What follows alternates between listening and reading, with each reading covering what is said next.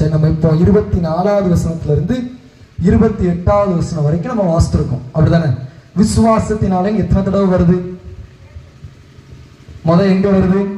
24வது வசனத்துல விசுவாசத்தினாலே வெறுத்தான். அடுத்து 2வது எங்க வருது?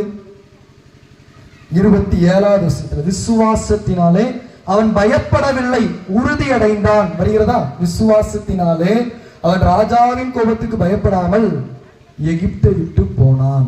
2வது விசுவாசத்தினாலே உறுதி அடைந்த அல்லது தைரியம் அடைந்த மோசே. 3வது 28வது வசனத்துல விசுவாசத்தினாலே ஆசரித்தான் அல்லது செயல்படுத்தினான். விசுவாசத்தினாலே செயல்படுத்திய மோசே. விசுவாசத்தினாலே செயல்படுத்திய மோசே.